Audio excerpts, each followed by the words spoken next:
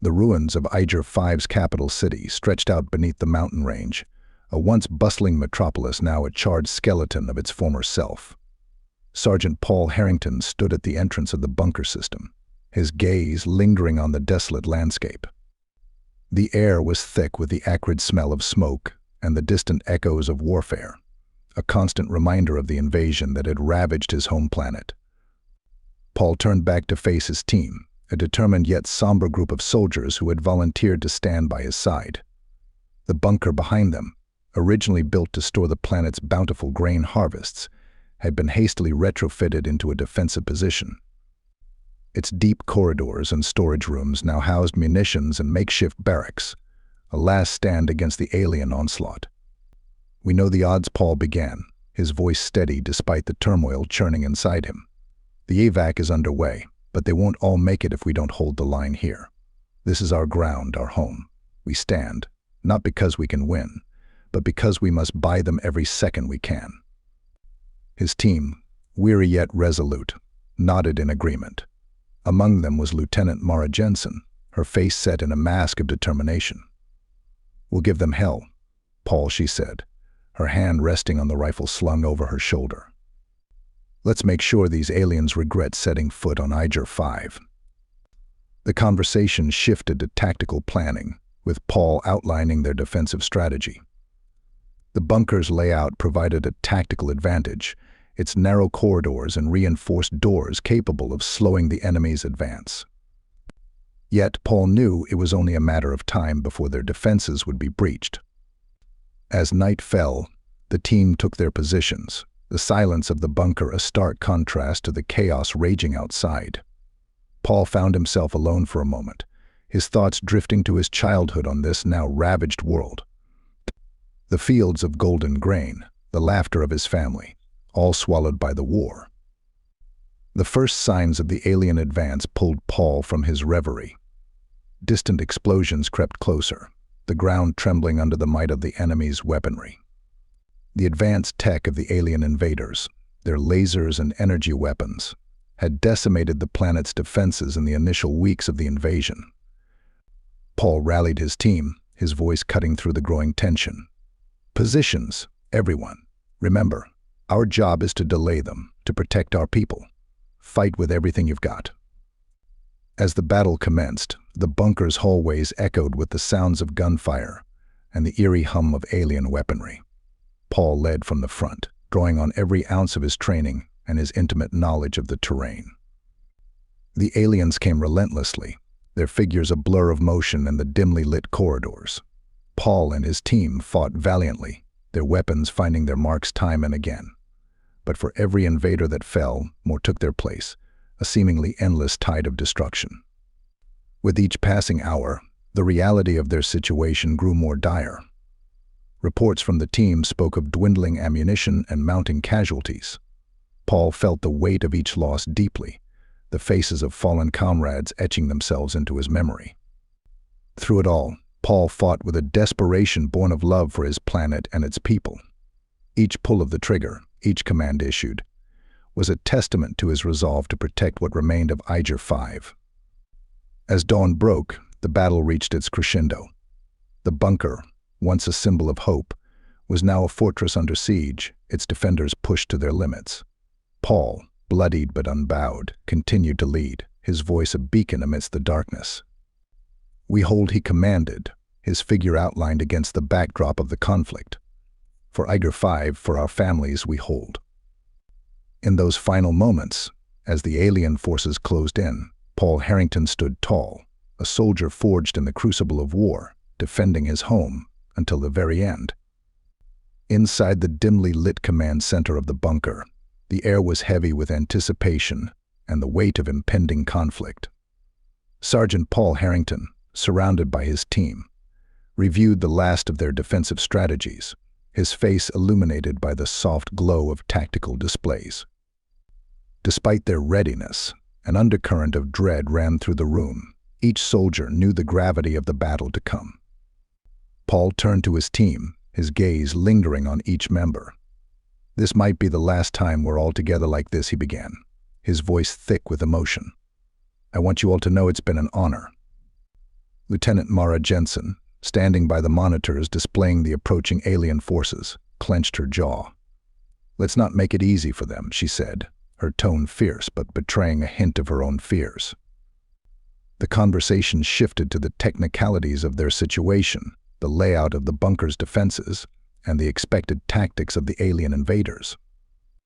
The dialogue was interspersed with moments of personal reflection, each team member grappling with their own reasons for standing their ground on this forsaken planet. "I grew up here," Paul said softly, almost to himself, his eyes lost in the maps before him. "Never thought I'd end my days fighting in its ruins."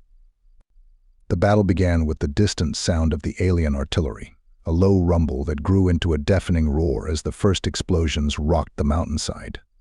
The bunker shook under the assault, dust falling from the ceiling, a tangible sign of the enemy's relentless advance. "Positions," Paul shouted, the command snapping his team into action. They dispersed, each to their designated defense point, their movements practiced and precise despite the chaos erupting around them. Paul and Mara found themselves side by side as the first wave of alien attackers breached the outer defenses.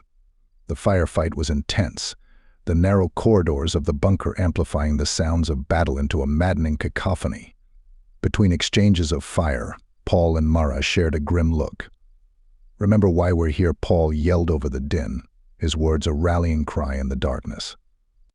Mara nodded, her response lost in the noise. They fought back to back, their weapons a testament to their determination. Each shot fired a defiance against the overwhelming odds. As the battle wore on, the bunker's defenses began to falter. Reports came in of breaches at multiple points, the alien forces slicing through their defenses with terrifying efficiency.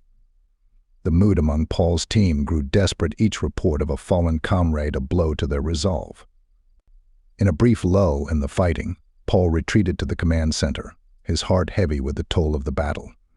The room was a stark contrast to the chaos outside, a quiet enclave amidst the storm. Here Paul allowed himself a moment of vulnerability, the weight of his leadership pressing down on him. "We knew what this was," he whispered to himself, a mantra against the despair threatening to engulf him. A fight not for victory, but for time. Rejoining the fray, Paul's resolve was hardened by the loss and sacrifice he witnessed. Each decision he made, each order he gave, was imbued with the knowledge of the cost of their stand. The bunker, once a symbol of steadfast resistance, now bore the scars of the ongoing conflict. Its once impenetrable walls were breached, the echoes of the battle reverberating through its corridors. Paul, leading what remained of his team, navigated the wreckage with a grim determination, his heart heavy with the losses they had endured. The air was thick with smoke and the metallic tang of blood, a testament to the ferocity of the alien assault. Paul's team, though diminished, fought with a desperation born of knowing their stand was not in vain. Each corridor defended, every enemy repelled, bought precious time for their comrades' escape. Mara, her armor scorched and dented, approached Paul with a grim update. "The eastern corridor's fallen. We've lost more ground," she reported, her voice strained but resolute. Paul nodded, the weight of command a tangible burden. "Reinforce the western flank." "We'll make our stand there," he ordered, his voice betraying none of the turmoil within. As they prepared for the next wave, Paul's thoughts drifted to his family, to the laughter and warmth that once filled his childhood home. The memories were a stark contrast to the desolation that surrounded him, a reminder of all that had been lost to the alien invaders. The battle resumed with renewed intensity, the alien forces seemingly endless. Paul and his team fought with everything they had, their weapons lighting up the darkness. Amidst the chaos, Paul found himself face to face with an alien soldier, its visage a mask of otherworldly malice. The encounter was brief but brutal, Paul emerging victorious but not unscathed. Wounded, he pressed on, driven by the knowledge that every moment of resistance was a victory in itself. As the hours passed, the bunker became a labyrinth of death, its defenders dwindling under the relentless onslaught. Paul, ever the leader, rallied his remaining soldiers, his voice a beacon amidst the despair. "We fight not for ourselves, but for those who flee, For those who will remember, he proclaimed, his words echoing through the bunker. The bunker, now a shadow of its former self, trembled under the relentless alien bombardment. The walls, thick with the history of a planet's desperation, echoed with the cacophony of war. Paul, his uniform torn and stained with the blood of friends and foes alike, stood resolute at the command post, the last bastion of defense. "Report," he demanded, his voice cutting through the din. "The northern entrance has been compromised." "They're coming," replied a young soldier, her voice barely concealing her fear. Paul's eyes swept over the remaining members of his team, each one a testament to the courage and resolve of those willing to pay the ultimate price for hope. "Then we make our stand here, for every soul who sought refuge in our sacrifice," he stated firmly, reloading his weapon. The air crackled with the approaching menace, the advanced weaponry of the alien invaders casting eerie shadows across the bunker's interior. Paul's team positioned themselves, their faces set in grim determination. As the enemy breached the command post, a fierce battle erupted. Paul was at the forefront, meeting the alien onslaught with a defiance that belied his injuries. Each shot fired was a statement, a refusal to go gently into the night. Mara fought alongside him, her rifle a steady drumbeat against the enemy tide. Together they became a whirlwind of resistance, holding the line against impossible odds. But as the battle waged, the inevitable took its toll. One by one, Paul's team fell, their sacrifices immortalized in the hallowed grounds of their final stand. Mara, too, was overwhelmed, her last breath a whisper of defiance. Now alone, Paul faced the enemy with a calm born of acceptance. His ammunition depleted, he resorted to hand-to-hand combat, his every move a dance of death. Even as he fought, he knew this was the end. The silence that followed the storm of battle was profound. The bunker, once a bastion of hope, lay in ruins, its defenders fallen but not forgotten. In the aftermath, as the alien forces claimed their hollow victory, the echoes of the brave souls who fought and died resonated through the shattered corridors. Among them, Paul Harrington stood as a symbol of the ultimate sacrifice for the greater good. Far from the ruins of the bunker, the last ships carrying the survivors of Iger-V escaped into the vastness of space, carrying with them the legacy of those who had stayed behind. Paul's sacrifice, and that of his team, became a beacon of hope and resistance across the galaxy. Years later, on a thriving world far from the scars of war, the survivors gathered to honor the memory of the defenders of Iger-V. Statues were unveiled, their faces etched in stone, a perpetual reminder of their bravery. Paul's family, among the crowd, looked upon his likeness with tears and pride. "He always did what was necessary," his sibling whispered. "For all of us." The story of Paul and his team spread, their courage inspiring countless others in the ongoing struggle against oppression. They had faced the darkness not with fear, but with a light that would never be extinguished. The tale of the last stand on Iger-V, of Paul Harrington and his valiant team, became a legend, a testament to the power of sacrifice and the enduring spirit of those who fight for a cause greater than themselves. Thanks for watching this video.